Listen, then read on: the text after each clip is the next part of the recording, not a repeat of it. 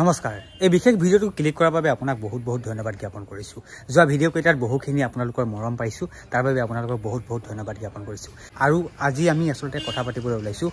সেই যি কলকাতাৰ নাৰকীয় ঘটনা কলকাতাৰ আৰজি হাস্পাতালৰ যিটো ভয়ংকৰ ঘটনা সংঘটিত হৈছিল সেই ঘটনাটোৰ কিছু তথ্য বৰ্তমান সময়ত কেনে ধৰণৰ সেই ঘটনাটো আছে আৰু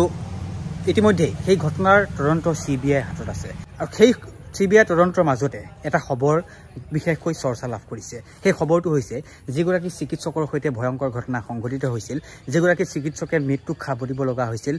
31 বছৰীয়া যিগৰাকী চিকিৎসক প্ৰশিক্ষণৰত চিকিৎসক সেই চিকিৎসকগৰাকীৰ এখন ডায়েৰী বৰ্তমান সময়ত উদ্ধাৰ হৈছে সেই ডায়েৰীখনত কি আছে সেই চিকিৎসকগৰাকীয়ে ডায়েৰীখনত কি লিখিছিল আৰু ডায়েৰীখনৰ কেইবাটাও পৃষ্ঠা আসলতে ফালি পেলোৱা হৈছে ইতিমধ্যে সেই সমগ্ৰ ঘটনা কলকাতাৰ যি আৰজি হাস্পাতালৰ সেই নাৰকীয় ঘটনা সেই নাৰকীয় ঘটনা সন্দৰ্ভত সকলোৱে জ্ঞাত যদি জ্ঞাত নহয় আমি সেই সন্দৰ্ভত সেই সমগ্ৰ ঘটনা সন্দৰ্ভত ভিডিঅ' প্ৰস্তুত কৰি থৈছো আপোনালোকে আমাৰ চেনেলত গৈ চাব পাৰিব সেই ডায়েৰীখন কাৰ সেই ডায়েৰীখন আছিল এগৰাকী চিকিৎসকৰ যিগৰাকী চিকিৎসকক ইতিমধ্যে বৰ্বৰ নাৰকীয় হত্যাকাণ্ড সংঘটিত হৈছিল সেইগৰাকী চিকিৎসকক বহুকেইটা নৰপিশাচে আসলতে হত্যাকাণ্ডৰ দৰে এক ভয়ংকৰ ঘটনা সংঘটিত কৰিছিল আৰু তাৰ পাছতেই এখন ডায়েৰী বৰ্তমান সময়ত উদ্ধাৰ হৈছে সেই ডায়েৰীখনত কি লিখা আছিল সেই ডায়েৰীখনৰ কেইবাটাও পৃষ্ঠা ফালি পেলোৱা হৈছে আৰু সিবিআই তদন্তত বহু তথ্যই পোহৰলৈ আহিছে ইতিমধ্যে সেই নাৰকীয় ঘটনাৰ পাছতে সমগ্ৰ দেশতে নহয় সমগ্ৰ বিশ্বতে প্ৰতিবাদ অব্যাহত আছে যোৱাকালি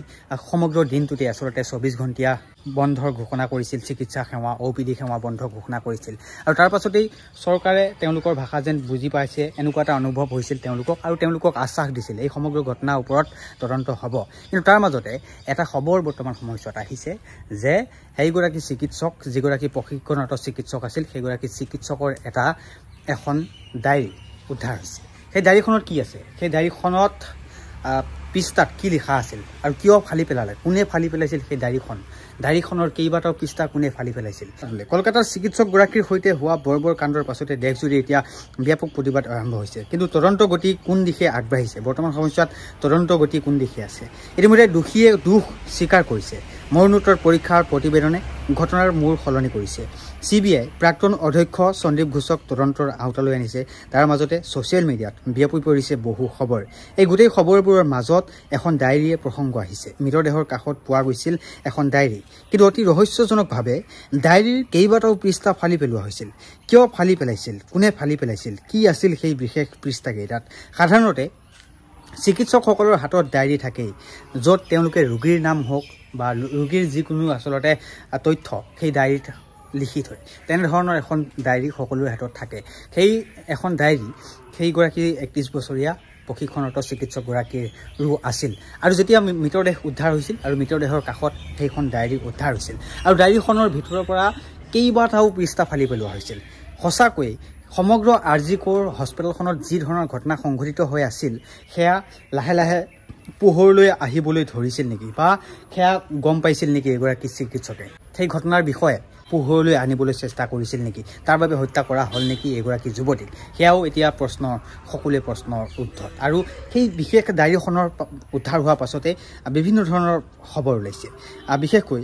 কনিষ্ঠ চিকিৎসকগৰাকীয়ে এনে কি কথা লিখি ৰাখিছিল যাৰ বাবে পৃষ্ঠা ফালি পেলোৱা হ'ল আছিল নেকি কিবা গোপন কথা প্ৰকৃততে চিকিৎসালয়খনত কি চলিছিল অভিযুক্ত সঞ্জয় ৰক গ্ৰেপ্তাৰৰ পাছতে ভিতৰত চলা অৰাজকতা লবি দালালিৰ কথা পোহৰলৈ আহিল এনেকুৱা আৰু বহু গোপন কথা জানিছিল নেকি ভুক্তভোগী যুৱতীগৰাকীয়ে সেয়াই কাল হ'ল নেকি ডায়েৰীখনৰ কথা আৰু কোনে জানিছিল সেই আৰজি কোৰ হস্পিটেলখনৰ সমগ্ৰ যিসমূহ আসলতে লবি যিসমূহ দালাল বা যিসমূহ আসলতে অনৈতিক কাৰ্যকলাপ চলিছিল তাৰ বিষয়ে সেইগৰাকী ভুক্তভোগী যুৱতীয়ে গম পাইছিল নেকি তাৰ বিষয়ে সেইগৰাকী ভুক্তভোগী যুৱতীগৰাকীয়ে যিগৰাকী ইতিমধ্যে মৃত্যু মুখত পৰিব লগা হৈছে তেওঁ গম পাইছিল নেকি সেই সমগ্ৰ ঘটনাও এতিয়া পোহৰলৈ আহিছে সেইসমূহ ঘটনা লুকুৱাবলৈ সেইসমূহ ঘটনা পোহৰলৈ নানিবলৈ এনেধৰণৰ এটা ঘটনা সংঘটিত কৰিলে নেকি ভাবি চাওক এগৰাকী যুৱতীৰ সৈতে এগৰাকী সম্পূৰ্ণ গাভৰু যুৱতী 31 বছৰীয়া যুৱতী আৰু তেওঁৰ সৈতে প্ৰায় সঞ্জয় ৰয়ে 35 মিনিটকৈ অধিক সময় ধৰ্ষণ কৰিছে তাৰ সিমানেই নহয় আসলতে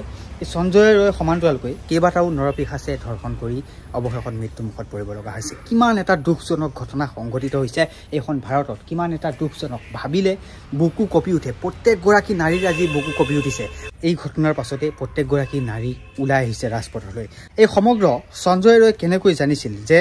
ছেমিনাৰ হলত যুৱতীগৰাকী অকলে থকাৰ কথা? অপৰাধী সঞ্জয় ৰয় অপৰাধ স্বীকাৰ কৰিলেও এতিয়াও গভীৰ ৰহস্যৰ মাজত আছে সমগ্ৰ ঘটনা। সম্প্ৰতি আৰক্ষীয়ে তেওঁৰ সহকৰ্মী বন্ধুসকলকো তদন্তৰ আওতালৈ আনিছিল। অনাটো সকলোৱে বিচাৰিছিল। এগৰাকী বন্ধু মহিলা সহকৰ্মীক নিশাটো ছেমিনাৰ হলত এৰি অহা কথাটো মানি ল'বলৈ সকলোৱে টান পাইছিল। CBI তদন্ত কৰি আছে। তথ্য প্ৰমাণ ইতিমধ্যে এটা দুষ্ট চক্ৰই প্ৰতিবাদৰ নাম লৈ নষ্ট কৰাৰ অভিযোগ নস্যাৎ কৰিব নোৱাৰি। সিদিনাখন যেতিয়া ঘটনাটো সংঘটিত হৈছিল তাৰ পাছতো এটা দুষ্ট চক্ৰই সেই সমগ্ৰ ঘটনাটো গাপ দিয়াবলৈ প্ৰতিবাদৰ নামত আচলতে যিটো ছেমিনাৰ হল আছিল তাৰ কাষতে এক বৃহৎ প্ৰতিবাদী কাৰ্যসূচী ভাঙি লণ্ডভণ্ড কৰিছিল, যাতে তাত যিসমূহ সবুত বা যিসমূহ প্ৰমাণ সেইসমূহ প্ৰমাণ নাইকিয়া কৰিব বিচাৰিছিল। কিন্তু সেয়া দুষ্ট চক্ৰও ইতিমধ্যে আৰক্ষীয়ে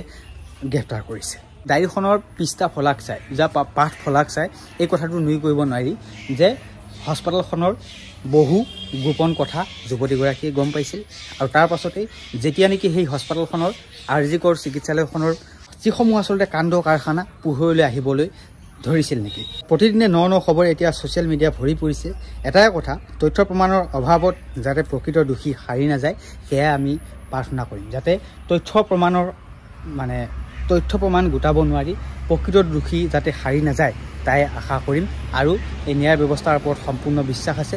ভালকৈ তদন্ত হ'ব আৰু দোষীয়ে উচিত শাস্তি পাব। শেষত আপুনি ভালে থাকক, সুস্থ হৈ থাকক, কুশলে থাকক তাৰে কামনা কৰিছোঁ। ধন্যবাদ।